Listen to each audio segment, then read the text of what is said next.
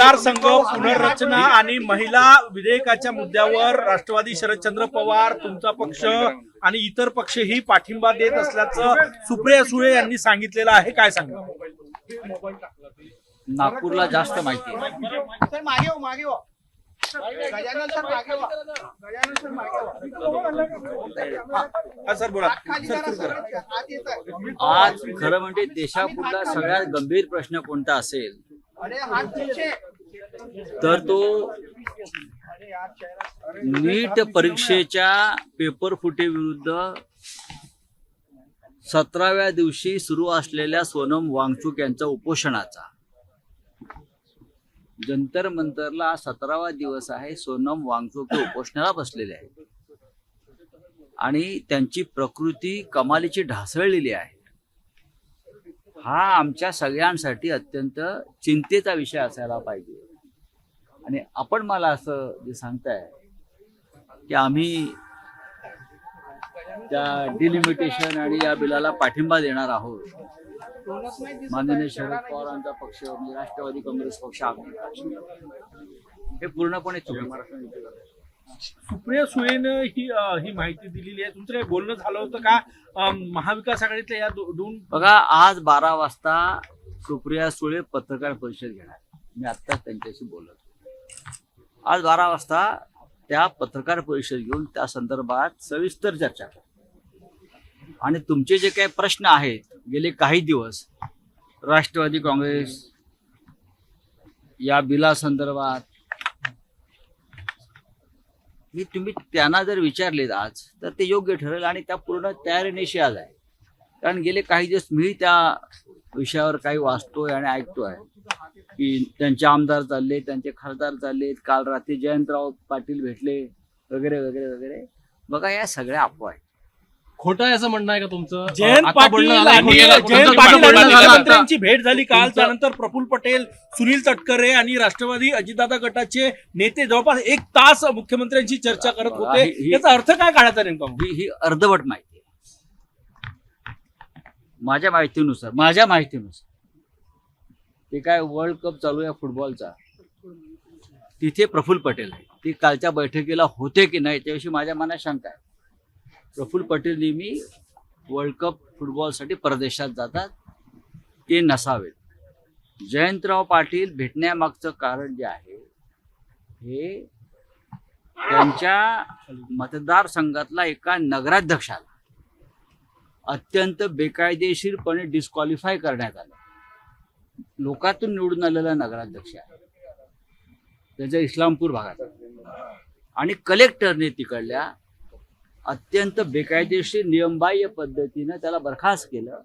आणि अत्यंत गंभीर गोष्ट आहे लोकशाहीसाठी. माझ्या माहितीप्रमाणे ते त्या विषयावर मुख्यमंत्र्यांना भेटण्यासाठी गेले आणि त्या विषयावर त्यांनी तक्रार केलेली आहे, चर्चा केलेली आहे. जयंतराव हे शरद पवार पक्षांच्या नेतृत्वाखाली राष्ट्रवादी काँग्रेस पक्षाचे एक महत्त्वाचे नेते आहेत आणि महाविकास आघाडीतले एक महत्त्वाचे नेते आहेत.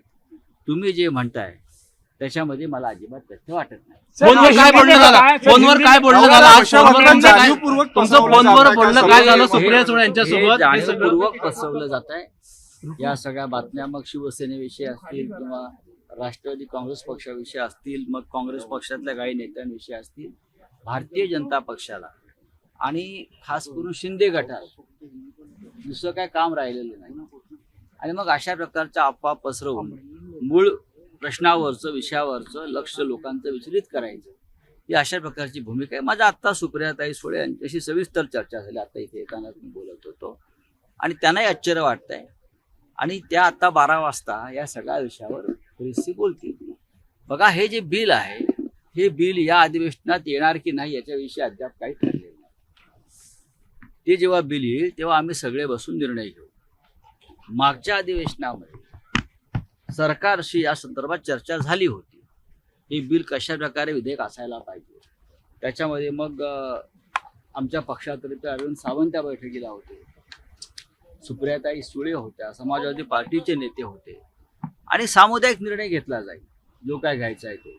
पण आज ज्या तुम्ही बातम्या देत आहात की पक्ष फोडले जातील आणि मग आमदार खासदार फोडून ते त्यांचं बहुमत दाखवलं जाईल 2/3 वगैरे, यात काही तथ्य नाहीये. 6 पण हे फुटलेले बिल आलं तर तुम्ही सकारात्मक असाल का? म्हणजे आता हा? एकूण तुमच्या तिन्ही पक्षांची भूमिका सकारात्मक असेल का? कारण या बिल या बिलावर राहील का चर्चा पुढे पण काय केली. सकारात्मकता राहील का आपली म्हणजे डिलिमिटेशन आणि महिला मी तुम्हाला मगाशीच म्हणालो की सोनम वांगचूक यांचा उपोषणाचा 17वा दिवस ही त्यापेक्षा गंभीर गोष्ट आहे.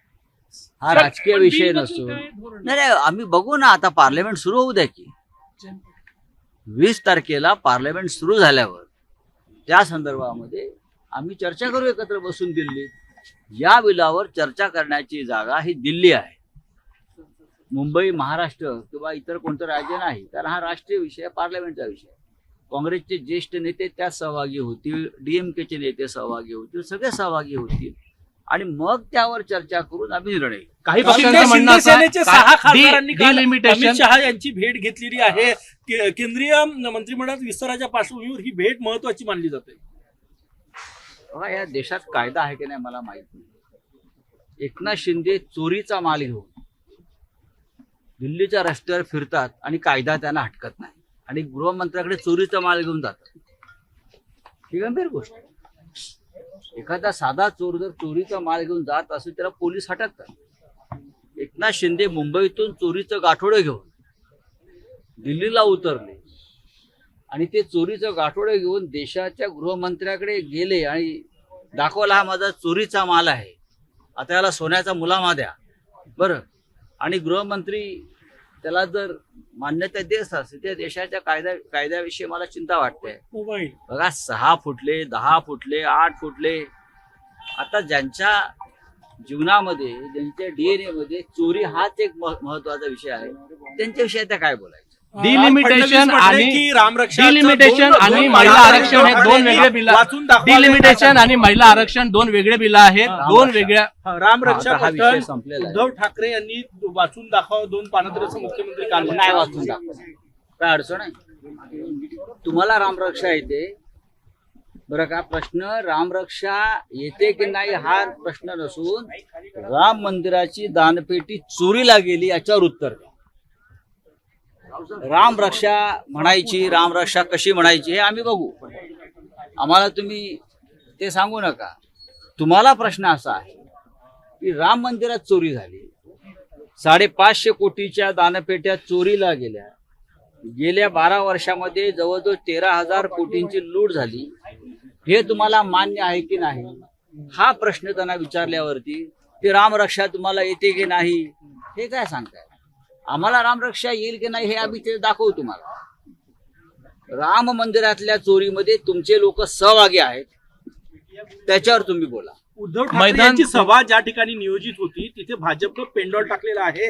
मुख्यमंत्री देवेंद्र फडणवीस यांच्या वाढदिवसानिमित्त 22 तारखेला तिथे महायज्ञ आहे. आजपासूनच पेंडॉल टाकलाय. असू द्या, त्यांचा वाढदिवस हा राम मंदिरातल्या चोरीपेक्षा महत्वाचा आहे आणि हे मान्य केलं पाहिजे की राम मंदिरातली जी चोरी आहे, रामाची जी प्रतिष्ठा आहे, त्यापेक्षा जर त्यांचा वाढदिवस महत्वाचा असेल तर आम्ही कोणत्या वाढदिवसात सहभागी, असं काही नाही. आमची नंबर 1 माननीय उद्धव ठाकरे साहेबांची तिथे सभा अजिबात नाही. आम्ही रामनगर मधल्या राम मंदिरामध्ये रामरक्षेचा कार्यक्रम करू. बाजूला 4 रस्ते आहेत, आम्ही रस्त्यावरचे लोक आहोत, रस्त्यावरती टाकून ना एखादा हे किती मोठा कार्यक्रम आहे तो, फार मोठा कार्यक्रम आहे. काल आमचं राम मंदिराचे जे विश्वस्त आहेत रवी वाघमारे त्यांच्याशी चर्चा झाली आणि साधारण आम्ही कार्यक्रमाचं स्वरूप ठरवलेलं आहे. थोड्या वेळाने आता आमचे इतर सहकारी इथे येतील, त्यानंतर आम्ही अंतिम निर्णय घेऊ. पण देवेंद्र फडणवीस यांचे त्या दिवशी वाढदिवस असेल 22 तारखेला, त्यांची तयारी आतापासून सुरू आहे. मोठा माणूस आहे या देशात. सर अकल राम उद्धवजींची मंदिर सभा घ्यायचं रस्त्यावर क्या होईल चर्चा का? होईल? सर, भाषण रस्त्यावर होईल का? भाषण रस्त्यावर होईल का? भाषण रस्त्यावर होईल का? कार्यक्रम रस्त्यावर होईल. कुठे करू आम्ही? प्रभू श्रीरामाला ह्या लोकांनी रस्त्यावरच आणलाय ना चोरी करून. प्रभू श्रीरामाची यांनी वस्त्र चोरली, अलंकार चोरले, हा सीतामाईचं मंगळसूत्र चोरलं, कर्णफुलं चोरली, नथ चोरली सीतामाईच्या लोकांनी. काय ठेवलं यार? हिंदुत्व रस्त्यावरच आणलंय. सर कल आप मंदिर गए थे, एक ट्रस्टियों से क्या बातचीत हुई? उन्होंने कुछ कंडीशंस रखे थे. कोई कंडीशन नहीं है. राम रक्षा हनुमान चालीसा पढ़ने में क्या कंडीशन हो सकती है? कोई कंडीशन नहीं है. हम लोग जाएंगे, उद्धव जी 18 तारीख को यहाँ आएंगे, 4:30 बजे हम मंदिर में जाएंगे। मंदिर के बाहर एक छोटा सा हम एक मंच बनाएंगे।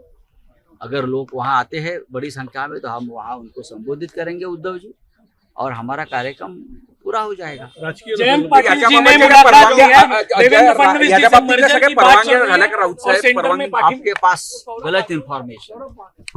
जयंतराव पाटिल कल रात को सीएम साहब से मिले हैं, वो अलग विषय है।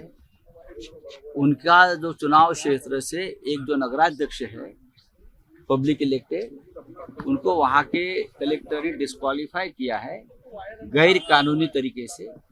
उस बारे में अपनी बात लेकर जयंतराव पाटिल कल रात को सीएम साहब से मिले हैं, ये मेरी जानकारी, और कुछ नहीं। अमेंडमेंट बिल फिर से लाने के बारे में सोच रही अगर है। सरकार वापस वो बिल लाते हैं तो पूरा अपोजिशन इकट्ठा होकर उनको विरोध करेंगे।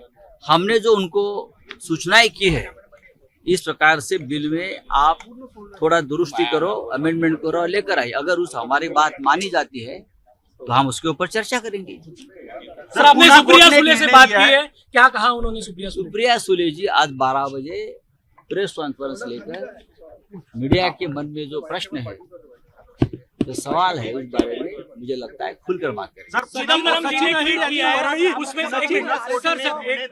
उन्होंने कहा है कि सरकार या मुख्यमंत्री के खिलाफ में अगर आलोचना करते हैं तो उसको युद्ध न माना जाए। अच्छी बात है। सचिन अय्यर वरळीतून लढण्याची